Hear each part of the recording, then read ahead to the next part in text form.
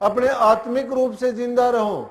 अपनी आत्मा को और अपने मन को पवित्र रखने के लिए, पवित्र करने के लिए तो उस नाम की जब ओट ले लोगे और संसार की वासनाओं से दूर हट जाओगे, उनका जब असर नहीं रहेगा आपके ऊपर कि कौन क्या कहता है, क्योंकि सही मार्ग चलते हुए कोई गिरता है तो उसके गिरने में दोष नहीं है, वो फिर उठेगा तो भी उसी मार्ग पर चलेगा। लेकिन गलत रास्ते पर जो चलता है वो गिरता है, उठता है, लेकिन वो अपनी मंजिल को कभी नहीं पा सकता। लेकिन ये बात नहीं, कई बार ऐसे हालात हो जाते हैं कि आदमी मजबूर होता है ऐसा करने के लिए। कई बार ऐसे हालात होते हैं कि उनको बर्दाश्त करना बड़ा, मैं कहूंगा, आपे से बाहर हो जाता है। क्यों हो जाता है कि नाते हैं पिता पुत्र का है।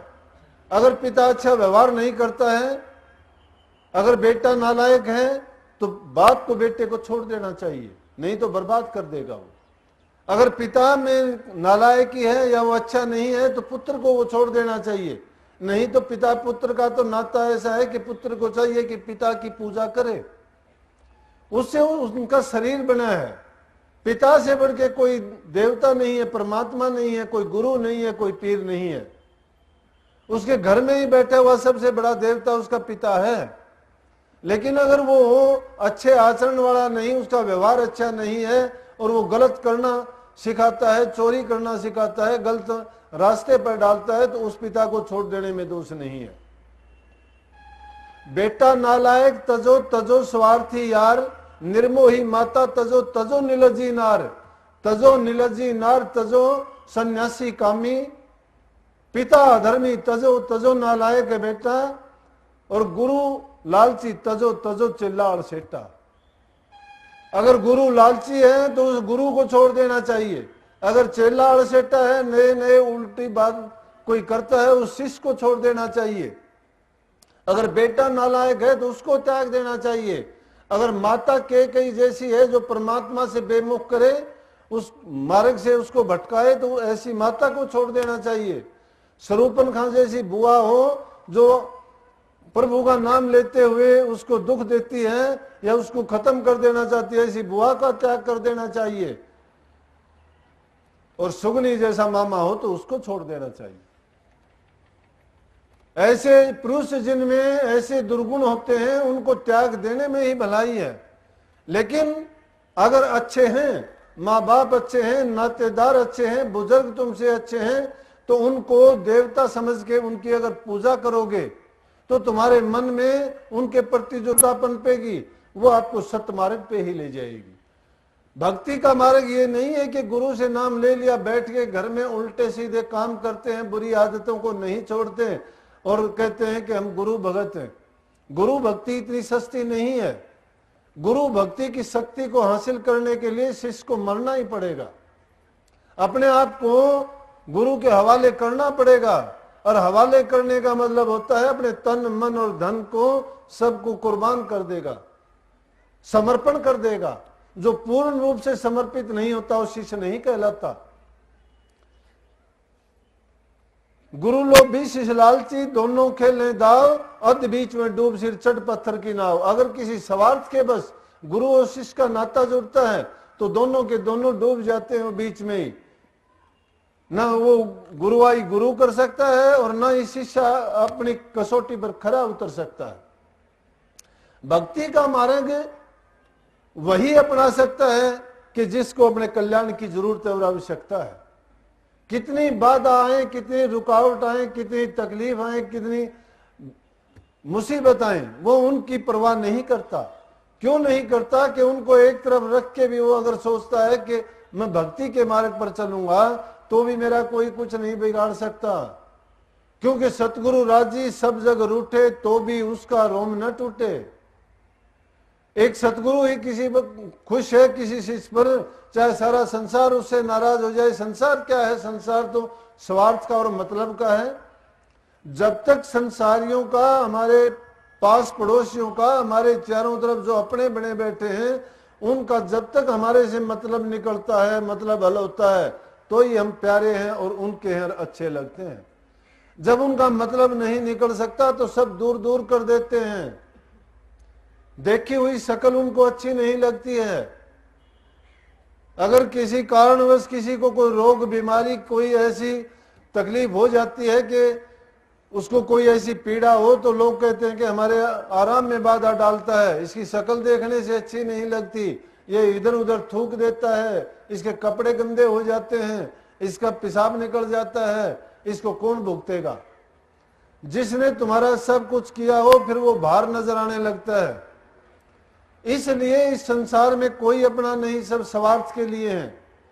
लेकिन सतगुरु तुम्हें वो चीज बख्शता है कि उसका सहारा लेके तुम्हें किसी दूसरे सहारे की जरूरत नहीं पड़ती। लेकिन हम तो सतगुरु को सतगुरु मानते ही नहीं हैं।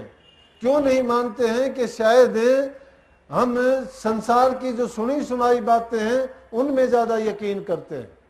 पत्थर की मूर्ति को तो परमात्मा मानते हैं, पाखंड को अपनाने में कोई देर नहीं लगती, लेकिन सच्चाई को मानना हमारे बस की बात नहीं। क्योंकि सच्चाई में तुम्हें अमल करना पड़ेगा, उसमें कष्ट और मुसीबत कौन बर्दाश्त करे? किसको गवारा है कि तकलीफ उठाए कोई? जिसको कोई तकलीफ थोड़ी सी भी उठानी पड़ जाए उस काम को छोड़ दे कि छोड़, मुझे नहीं जरूरत। लेकिन भक्ति का मार्ग तो ऐसा है कि सारी जिंदगी के लिए जूझना है इस पर, एक एक पल के नहीं। अब सत्संग की बात जहां आई, सत्संग संतों का ऐसा है जैसे पारसमणि का पत्थर। पारसमणि का पत्थर नहीं, मील का पत्थर समझो। पारस पत्थर में तो गुण होता है कि लोहे को उसको छुआ दोगे सोना बना देगा, लेकिन गुरु में तो वो ताकत है कि तुमसे अगर छुएगा तो तुम्हें गुरु जैसा ही बना देगा, जो गुण उसमें है आपको ही दे देगा। तो शिष्य को भुजंग की तरह से होना चाहिए, जिस तरह से सांप चंदन के पेड़ के चारों तरफ लिपटा हुआ होता है। शिष्य को चकोर की तरफ से होना चाहिए कि चंद्रमा की तरफ जैसे नजर अगर लगा ली, चंद्रमा ढलते ढलते अगर पूरी रात में वो इस तरह से जाता है तो वो एक पल के लिए नजर नहीं हटाता, और उसी की तरफ देखते देखते जब दिन उदय होता है और चंद्रमा छिप जाता है तो चोंच उसके उल्टा गर्दन होके जमीन में टिकी हुई मिलती है। अगर शिष्य का प्यार गुरु के साथ पपैये जैसा होना चाहिए कि स्वाति बूंद ही मिलती है तो उसी का पान करता है, दूसरी बूंद का पान नहीं करता। चाहे वो उस पानी की बूंद के लिए तड़पता हुआ समुद्र में भी गिर जाए तो भी अपनी चोंच को बंद कर लेगा। प्राण को त्यागना तो मंजूर है, लेकिन दूसरे नीर को नहीं पीता। पपैया प्यासा मरे और नीर नहीं पीवे, स्वाति मिले जब बूंद उसी से जीवे। सती जो सत से गिरे नीच घर जावे, और सूरा हो रण तजे कायर कहलावे। इसलिए ये सूरवीरों का मैदान है। अगन आंच से न सुगम सुगम खड़क की धार, ने निभावन एक रस महादुष्ट दुश्वार, महाकष्ट दुश्वार। ने नहीं निभाया जा सकता इंसान से। नफरत पूरी जिंदगी कर लेगा, दुश्मनी सारी जिंदगी निभा देगा, पीढ़ियां बीत जाएंगी। इसलिए ये सूरवीरों का काम क्यों कहा गया है कि इसमें पूरी जिंदगी के लिए दुख लगे हुए होते हैं। जिस इंसान की कोई औकात नहीं होती वो उसके मन में आता है वही उसके बारे में कह देता है, लेकिन उसको भी सुन के अगर वो बर्दाश्त करनी सीख जाता है, बर्दाश्त जैसा कोई शक्ति नहीं है। और वो शक्ति किसमें होगी? जिसने नाम की कमाई की, उसके सिवाय वो शक्ति नहीं हो सकती। महापुरुषों के उदाहरण अगर देखोगे तो उनको कैसे कैसे कष्ट दिए गए, लेकिन आज तक नहीं की। किसी को जेल में बंद कर दिया गया, किसी से चक्की पिसवाई गई, किसी को ताते तेल के कढ़ाइयों में डाला गया, किसी को हाथी के आगे डाला गया। इब्राहिम लोधी ने कबीर साहब के साथ क्या क्या नहीं किया, और कबीर साहब ने फिर भी टस से मस नहीं हुआ, क्योंकि उनके साथ तो सच्चाई को बखान करने वाला तो सबका दुश्मन हो जाता है। जब कबीर साहब ने सच्चाई का बखान किया तो ब्राह्मण लोग भी उसके खिलाफ हो गए और मुसलमान भी उसके खिलाफ हो गए। लेकिन उन्होंने अपने ज्ञान का प्रचार किया, उन्होंने सीधा कहा, उन्होंने कहा कि हिंदू तो वेदों में ढूंढे, मुसलमान कुरान, ये दोनों कागज में रह गए, हाथ न आया निज नाम। जो सच्चाई के मार्ग पर चलने वाला होता है डरते नहीं। उन्होंने कहा कि दोनों तुम भूल में हो, जब लोगों ने ये बात उनकी सुनी तो इब्राहिम लोधी के सामने जाके और उनकी शिकायत की कि कबीर साहब तो इस्लाम के खिलाफ बोलता है, आपको गालियां देता है, मुल्लाओं को गालियां देता है, हमारे ग्रंथों को झूठा बताता है, हमारे धर्म को ऐसा वैसा कहता है। और फिर पंडितों का भी दाव लगा कि ये हमारे खिलाफ भी बोलता है, मूर्ति पूजा का खंडन करता है, ये मंदिरों में जाने से रोकता है। हम भी शिकायत करते हैं। उन्होंने भी शिकायत की। इब्राहिम लोधी ने कबीर साहब को बुलाया और बुला के कहने लगे कि क्या ये सच है जो ये लोग कहते हैं? बोले कि अगर पाखंड का, झूठ का अगर कोई बताता है और उसको अगर ये जुल्म कहते हैं तो मैं ये जुल्म करता हूं और करता रहूंगा। बोल क्या करेगा? बोला कि इसको बेड़ियों में बांध के दरिया में फेंक दो। जब उसको बेड़ियों में बांध के दरिया में फेंकेगा, कहां बेड़ियां थी, लोहे की जंजीरें टूट गई और कबीर साहब पानी के ऊपर तैरते हुए दिखाई दिए। फिर पकड़ के लाए, कहने लगे इसको मकान में बंद करके मकान के चारों तरफ आग लगा दो। आग लगा दी गई, मकान चारों तरफ से जल के भस्म हो गया। लेकिन कबीर साहब वहां से राम राम का जाप करते हुए वहां से निकल के आ गए। आज उनके गीत तो हम बेखूबी गाते हैं, कहीं ओरखा के गीत गाते हैं कि उसके पास ऐसा चीर था, लोमस ऋषि ने दिया था, वो पहला भगत को जलाने के लिए अग्नि में बैठी, लेकिन वो चीर उसके ऊपर चला गया और वो जल के मरी। टाइम तो आता है जो सच्चाई के रास्ते पर चलने वाला है होता है, उसको कष्ट देने वाला खुद ही उस आग में जल के मरता है। लेकिन उसमें जाने से पहले जो परीक्षाएं होती हैं और जो दुख की घड़ी आती है वो बर्दाश्त करनी भगत के लिए बड़ी मुश्किल होती है। और वो जब बर्दाश्त करके उनसे निकल जाता है तो वो सोने की तरह से कुंदन हो जाता है। जिस प्रकार से सोने को भट्टे में डालने के बाद में उसकी मैल को और मिलावट को बाहर निकाल के जब सोना अकेला निखालस होता है तो उसकी चमक होती है और उसकी बड़ी सुंदरता होती है। इसी प्रकार से भगत की भी जब घड़ाई और इस प्रकार की पिटाई होती है और इस प्रकार के जब उस पर ताने लगते हैं, संसारियों की बात उसको सुनने को मिलती है, उसकी आलोचना होती है, तो वो भी निखर के उसी तरह से सोने की तरह से उज्जवल और पवित्र होकर निकलता है। लेकिन उससे पहले भट्टी में तपने जैसी उस तपन को बर्दाश्त करने का भी उसमें मादा होना चाहिए। जो ऐसा नहीं कर सकता इस मार्ग पर नहीं चल सकता। दोनों नाव में पांव रखना बड़ा मुश्किल है। अब रही बात ये राधा स्वामी दयाल की दया है कि इस युग में भोग भी दिया और जोग भी दिया।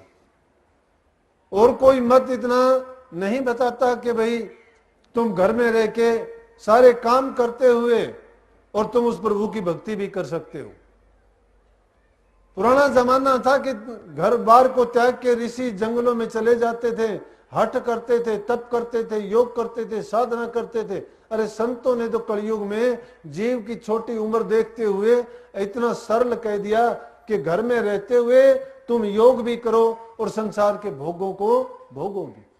लेकिन भोगों को रोग की दृष्टि से नहीं भोगना, क्योंकि अगर उन भोग को भोगते भोगते भोग का रूप हो जाओगे, तुम भोग ही बन जाओगे, तो भोग नहीं वो रोग में परिवर्तित हो जाएगा, बदल जाएगा।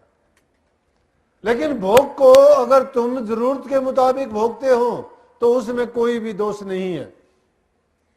अगर सीमा को किसी चीज की सीमा को लांघ जाओ वही आदमी को दुखी करती है। ज्यादा बोलना दुखी करता है, ज्यादा हंसना दुखी करता है, ज्यादा रोना दुखी करता है, ज्यादा मेहनत करना दुखी करता है, ज्यादा बैठा रहना दुखी करता है।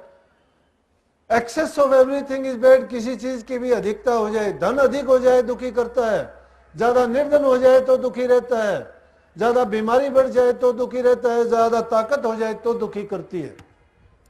किसी भी चीज की ताकत बढ़ जाती है, आदमी पथ भ्रष्ट हो जाता है, रास्ते को भूल जाता है। धन हुआ तो झगड़े मुकदमे करेगा, गरीबों को दुखी करेगा। जिसके पास नहीं है तो चोरी छल कपट करके पेट पापी को भरेगा। वो शरीर में जिसके बल हो गया उल्टे सीधे काम करेगा, जिसके नहीं बल है तो दुखी है बेचारा, कहीं ना कहीं वो उसको भागता फिरेगा अपने निवारण के लिए। इसलिए सबसे मुख्य चीज है कि संतुलन को बरकरार रखना है। राधा स्वामी दयाल की ये फिलॉसफी थी कि कुदरत का नियम है कि हर चीज संतुलन में है, और संतुलन तभी बना रहेगा कि जब आदमी गृहस्थ में रहते हुए अपनी जिम्मेवारियों को भी पूरा करे और जरूरत के मुताबिक जो भोग्य पदार्थ है उनको भोगता भी रहे, लेकिन उसके साथ साथ जो उसका मूल उद्देश्य है उससे दूर ना भागे। मूल उद्देश्य क्या है? जीव का मूल उद्देश्य है नाम की कमाई करना।